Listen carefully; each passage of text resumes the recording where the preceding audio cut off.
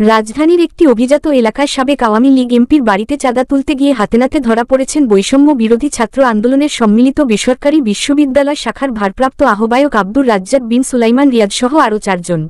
ধরা পড়ার পর থেকেই চাঞ্চল্য ছড়িয়ে পড়ে অনুসন্ধানে উঠে আসে রিয়াদের অতীত ও বর্তমানের বিস্ময়কর পার্থক্য।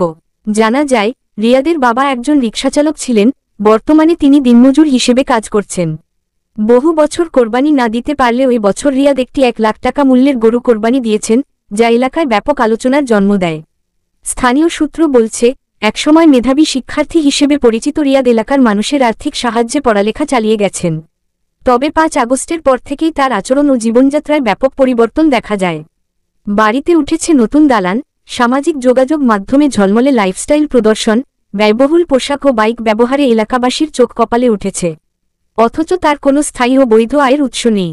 এছাড়াও তার বিরুদ্ধে উঠেছে তপ্পের বাণিজ্য তথা বিভিন্ন প্রতিষ্ঠানে প্রভাব খাটিয়ে আর্থিক সুবিধা নেয়ার গুরুতর অভিযোগ। এই ঘটনার প্রেক্ষিতে বৈষম্য বিরোধী ছাত্র আন্দোলনের কেন্দ্রীয় কমিটি বাদে সারাদেশের সব শাখা কমিটি বিলুপ্ত ঘোষণা করা হয়েছে। এই সিদ্ধান্তের ঘোর বিরোধিতা করে সংগঠনের মিডিয়া উপদেষ্টা ও বিশিষ্ট মিডিয়া ব্যক্তিত্ব আব্দুল নূর তুষার প্রশ্ন তুলেছেন, চাঁদাবাজি করেছে কেন্দ্রীয় নেতৃত্ব, অথচ শাস্তি পেয়েছে সারা দেশের কমিটি। এটা কেমন ন্যায়বিচার? তিনি আরও বলেন, যাদের কাছ থেকে এতদিন চাঁদা আদায় করা হয়েছে, তাদের ডেকে এনে যদি টাকা ফেরত দিতে হয়, তাহলে কি দাঁড়ায়? এ দায় কে নেবে?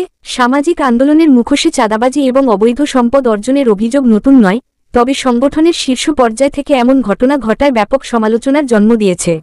প্রশ্ন উঠছে, ছাত্রদের ভবিষ্যৎ গঠনে নিয়োজিত এমন সংগঠন যদি দুর্নীতিতে নিমজ্জিত হয়, তবে ভবিষ্যৎ প্রজন্ম কোথায় দাঁড়াবে? এই ঘটনায় এখনও কোনো মামলার অগ্রগতি হয়নি। আইনশৃঙ্খলা বাহিনীর পক্ষ থেকেও কার্যকর কোনো মন্তব্য পাওয়া যায়নি।